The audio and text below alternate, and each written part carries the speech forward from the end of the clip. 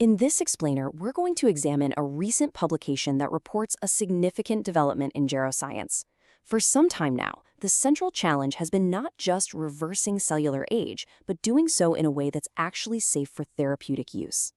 This paper details the discovery of a single gene, which they've designated SB000. It appears to be capable of multi-omic cellular rejuvenation, and, critically, it seems to achieve this without triggering the pluripotency pathways that have been such a barrier to clinical application. So let's proceed with a detailed analysis of their methodology and findings. Our analysis will follow the logical structure of the research paper itself. This way, we can first appreciate the central problem in rejuvenation science, and then understand the novel discovery platform that was engineered to address it. From there, we'll systematically examine the evidence for SB000's efficacy and safety, its generalizability across different cell types, and then conclude with the potential new therapeutic paradigm it might represent. Now, to really grasp the significance of this work, we have to first establish the scientific context. The current gold standard for inducing cellular rejuvenation is a set of proteins known as the Yamanaka factors. And while they are remarkably potent in the lab, their application in living organisms carries inherent risks that have severely limited their clinical translation. The Yamanaka factors, often just called OSKM, are a cocktail of 4 specific transcription factors. These are proteins that control which genes get turned on or off inside a cell.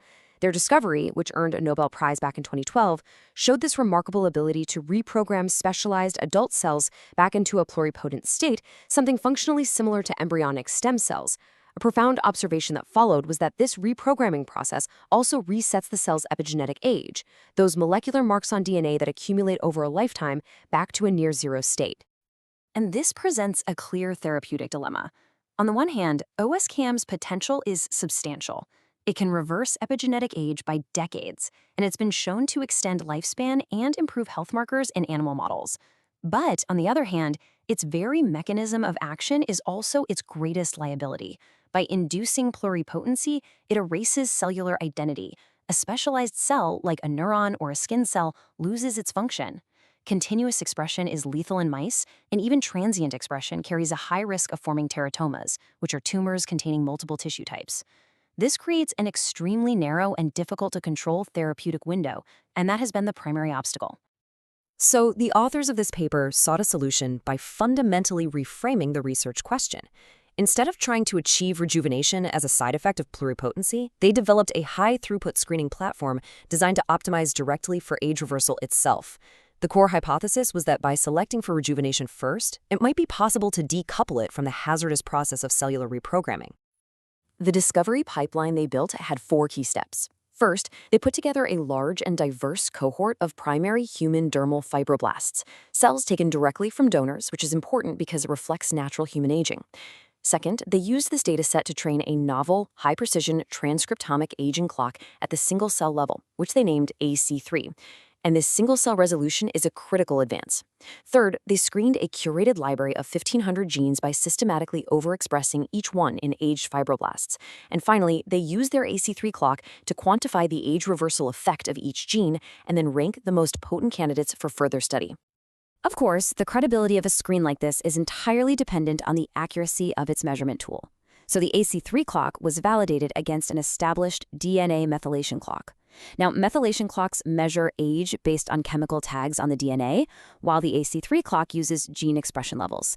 And what they found was that the AC3 clock achieved a single-cell Pearson correlation of 0.913.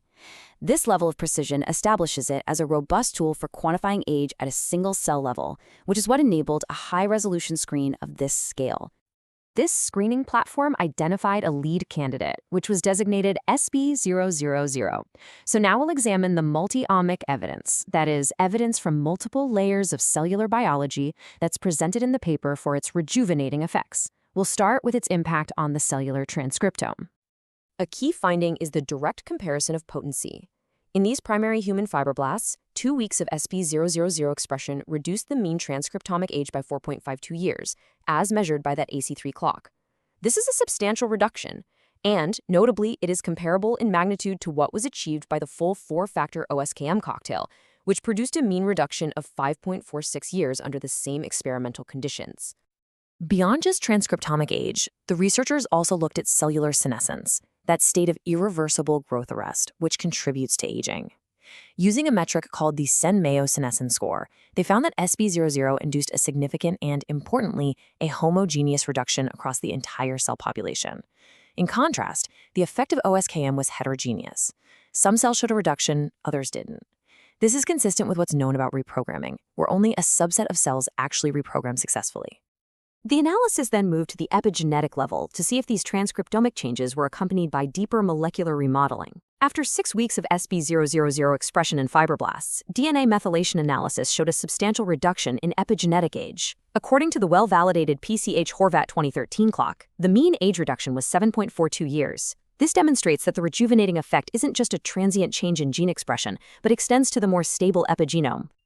And this epigenetic rejuvenation was consistent across a whole panel of validated DNA methylation clocks. Here we see a comparison of SB000 to the 3-factor OSK cocktail, which is often used as a slightly safer alternative to the full OSKM. In all 4 clocks shown, SB000's effect on age reduction either matched or exceeded that of OSK. This provides robust evidence for the potency of this single-factor intervention. All right, so we've established the rejuvenating potency of SB000. The next critical question, then, is one of safety. Does it achieve this rejuvenation while avoiding the dedifferentiation and loss of cellular identity that plagues the Yamanaka factors? The following data addresses this question directly. Using a transcriptomic signature derived from genes known to be specific to fibroblasts, the researchers quantified the preservation of cell identity. What they found was that cells treated with SB000 showed only a minimal reduction in this identity score. In stark contrast, both the OSK and the 4-factor OSKM cocktails caused a significant loss of the fibroblast-specific gene expression program, with OSKM showing the largest effects, which is consistent with its role in erasing cellular identity. So, the crucial conclusion from this transcriptomic data is that SB000 does not appear to induce pluripotency. This statement really represents the key safety advantage of this factor, and it's further substantiated by the functional assays that followed. To functionally test for reprogramming, a colony formation assay was performed. As expected, OSKM readily formed pluripotent colonies. And notably, the 3-factor OSK cocktail also formed colonies, confirming that it still carries that teratogenic risk. Across multiple replicates, however, SB000 never produced such colonies, and the cell monolayers maintained their characteristic fibroblast morphology. This provides strong phenotypic evidence of its safety profile. So preserving identity is one aspect of safety. Preserving and even enhancing function is another.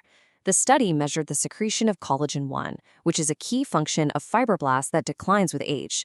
SB000 expression led to a greater than 100% increase in collagen 1 secretion compared to controls. This indicates that it not only preserves but actively enhances this canonical fibroblast function. A powerful rejuvenation therapeutic would ideally be effective across multiple cell types. So the researchers next investigated whether the effects of SB000 were specific to mesoderm-derived fibroblasts, or if they could be generalized to cells from a different embryonic germ layer, like the ectoderm. These germ layers are the foundational tissues from which all specialized cells in the body arise. The results in a different cell type were quite significant. When SB000 was expressed in ectoderm-derived human keratinocytes, the primary cell type of the skin's epidermis, the median epigenetic age reduction was 13.6 years after just 6 weeks of treatment. This is an even more potent effect than was observed in fibroblasts, and it demonstrates a strong cross-germ layer rejuvenating capacity.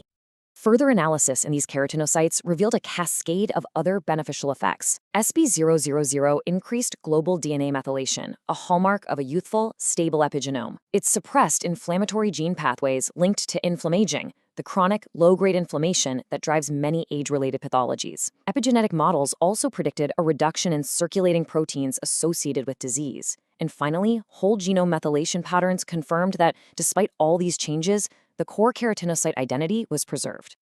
In summary, the discovery of SB000 seems to represent a significant conceptual advance. By optimizing a screen directly for age reversal, the researchers have successfully decoupled potent multi-omic rejuvenation from the induction of pluripotency. And this could potentially open up a new therapeutic paradigm. This table provides a concise summary of the key findings.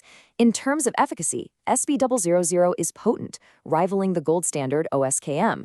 For safety, it preserves cell identity and shows no signs of pluripotency, which avoids the high teratoma risk of OSKM. For generality, its effects are demonstrated across both mesoderm and ectoderm. And finally, as a single-gene intervention, it offers a much simpler format for therapeutic development compared to a multi-factor cocktail. Taken together, these characteristics position SB000 as a highly promising candidate for further preclinical development. The authors conclude their work with this forward-looking statement. This discovery paves the way for cell rejuvenation therapeutics that can be broadly applied across age-driven diseases. This really reinforces the potential impact of successfully decoupling rejuvenation from pluripotency. This work, therefore, poses a critical question for the field. By demonstrating that potent rejuvenation can be achieved without inducing pluripotency, what is the most effective therapeutic path forward?